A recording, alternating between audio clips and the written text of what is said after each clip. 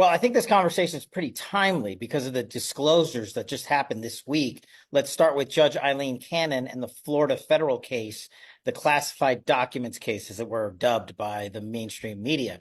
And what she just released reminds me of our days, my days running the Russiagate investigation back in 2016-17. Basically, she put out documentation from the FBI that the DOJ and special counsel, Jack Smith, had withheld not only from Donald Trump, but from public release with redactions. So it basically looked like, one of those memos you've seen with like one word every 17 lines, unredacted, to say, oh, we've provided discovery and everything. But President Trump's defense counsel put forward a timely motion to say, Judge, we need to see what's behind these redactions. This is our client's defense. It's due process. It's not selective. You can't have a prosecutor say, we're going to use this evidence and then withhold the entirety of the document except for 3 words. And what you found out there was unfortunately not surprising.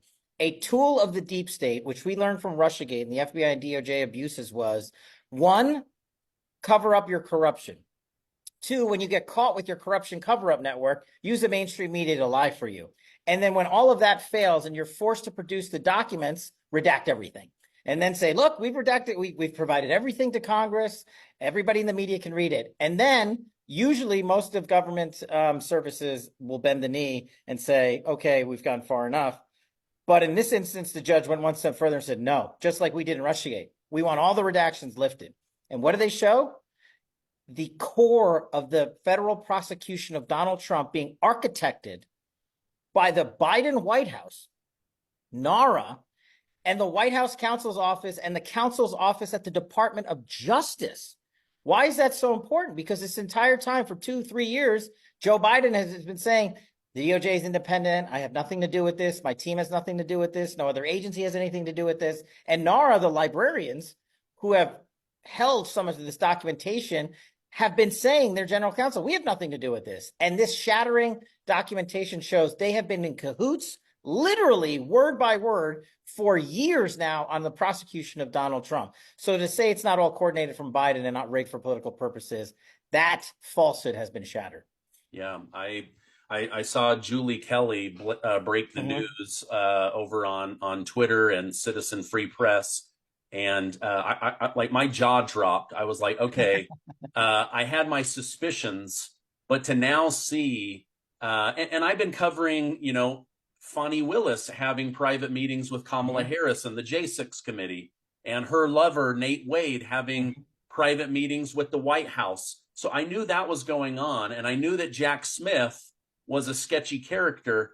But now to have this come out and see, wait a minute, you've got people at the Biden level that are coordinating the attack on Donald Trump and then saying, I found out about this watching the news just like you. Lie. No, we have no involvement. Lie. We're not behind the scenes coordinating this. Lie. It's like lie after lie after lie. And they say, we don't have to beat him with all of this. We'll just beat him in the ballots. But that is a lie. They are trying to beat Donald Trump down to give themselves any kind of advantage that they can create. No, you're absolutely right. And I urge your audience to go to read Julie Kelly's reporting on this. It's brilliant. Read the document themselves. Don't rely on me and you. We now have the government's own corruption evidence written down, hidden from the American public for 1 to 2 years, now revealed. Go read it. It's just like when we were able to reveal it during Russiagate or Jan 6 or 51 Intel or anything else. It's the same MO. It's the same corrupt government gangsters. These aren't lower level guys.